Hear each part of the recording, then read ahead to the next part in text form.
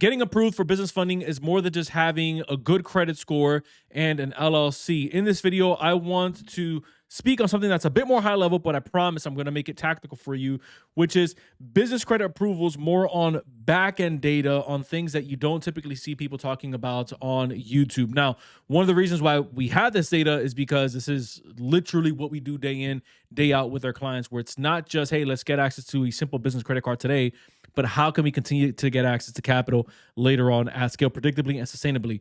Credit ratings is something that I wish somebody would have explained to me early on the way that I'm about to explain it to you in this video. A lot of us spend way too much time on business credit scores, and we're undermining the importance of business credit ratings. Irv, what's the difference? Let me bring it practical. Let's say that you go to the doctor and the doctor says, hey, go ahead and step on the scale. You step on the scale. The next patient comes in and you're 170, as an example. They step on the scale and they're 170. At a naked eye view, you would think, oh, they weigh the same, so they must have, they both must be healthy. This is where the metrics comes into play, and this is why we want to pay attention to the business credit ratings. So that's like a business credit score, which doesn't give you the full picture. So both of us can have a 90 on an IntelliScore with Experian. Both of us can have a 90 with a Paydex score with Dun & Bradstreet.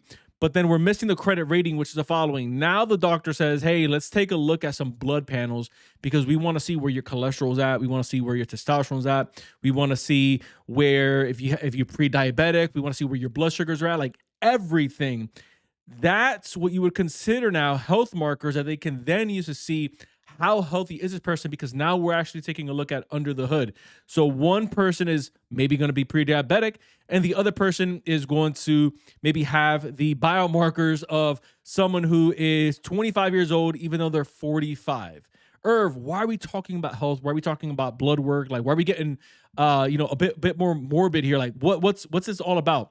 That's the same thing that happens on the business credit side when your business credit ratings, which determines how well you've been making your payments on time, the industry that your business is involved in, where you're located at in the country, how many employees are listed in your business, how much revenue you reported in your business, how much revenue actually got reported into the business credit report. Not to mention there's like 50 other data points that gets calculated inside of your business credit ratings. By the way, this happens for Experian, Dun & Bradstreet, and Equifax. Now, this may not mean much for you, but it sure as heck means a lot to the financial institutions and to the SBA when they're going to extend out a line of credit to you, or when they're going to extend out any form of capital for that matter. So what I always train my clients on is, hey, let's take a look at where our credit ratings are. We simply do that. Well, we do that when we onboard them and we're doing a full audit on their business. But I'll at least give you back of the napkin math on maybe something that you could look at in your own business. And that's pulling the business credit reports and making sure that the data that I just gave you is actually correct and it's actually congruent for what your business actually does. This is something that we do for our clients. But again, if this is something that you're going to do right now, as you watch the video, pause the video or finish watching the video and then pull your business credit reports and see where those ratings are, and then obviously adjust accordingly. Next up is two algorithms. A lot of times we think that the banks or the credit unions just have one algorithm, and they're just looking at your credit score. Now, I don't want to undermine the fact that a credit score on the personal side is 100% viable. It's 100% important. Obviously, why I have it listed here. But the other metric that they're also looking at is going to be the liquidity that you have with them, especially with where the economy is right now at the time of me making this video. Liquidity is one of the easiest ways that you can offset if you don't have the most age in your business. So if your business is under 2 years old, but it's pumping cash flow, guess what? Pumping that cash flow through that business account is going to allow you to increase your internal bank rating with that bank, with that financial institution. And then it also helps offset. Now, I don't want to say this and you think, oh, I can have trash credit. You don't want to have trash credit. It can help offset if you don't have prime, like that prime level credit where it's that 780 plus. If maybe you're sitting in that 720s, not the best credit, that 700 range, one of the ways you can offset that with the second algorithm is by having cash, not just making one 10K deposit into the account, but having cash come in consistently through the bank that you are eventually going to do business with, which in this case, it's to open up a business line of credit with them. I'll give you a little pro tip here that I tell my clients all the time is we don't just want to open up a bank account or a business bank account for that matter with a bank just because it's easy.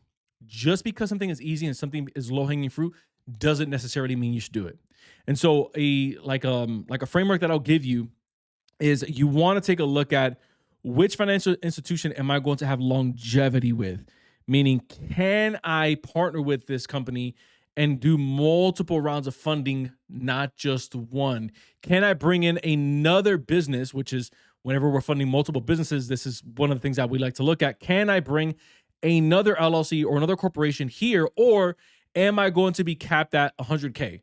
Am I going to be capped at 80K? Do I have to park $1 million in here just to get something as simple as a 0% business credit card? Geo restrictions, you typically see this a bit more. Well, you see this with banks, but you also see this as well with, I'd say, credit unions. And that's the following. The geo restriction means that if you have a business that's established in Georgia, but then the financial institution that you're looking at and you apply for a business credit card with them, they're only located in, let's say, Kentucky, then you're going to get denied because they have a geo restriction, meaning you either have to, your business has to be domiciled, meaning you have to be doing business in that state, or your business has to be established within a 40 to 50 mile radius of one of their branches. Now, there's a couple workarounds with this. I'll only give you one on here because, I mean, there's so many different ways that we can tackle this. One of the ways that people do this is they'll typically set up a virtual office address in that state. Obviously, at that point, you'd have to set up a foreign entity. The thing that with foreign entities, though, if you set them up wrong, you create what's called a nexus if you're not careful. And a nexus means that you now are potentially held liable to pay taxes in both states. So if you opened up maybe a foreign entity in California and now you're perceived as doing business both in California and in Georgia, like I stated in this example, then you now are held liable to pay what they pay in taxes in Cali, which you know it gets freaking crazy, and then also in Georgia, which is what you want to be really careful with, which is why I don't always recommend the foreign entity up front to get into a partnership with a financial institution when you're looking to get a business line of credit with. There's other ways, but that's more of like what I would consider the easier approach that some people take. You just want to play it safe.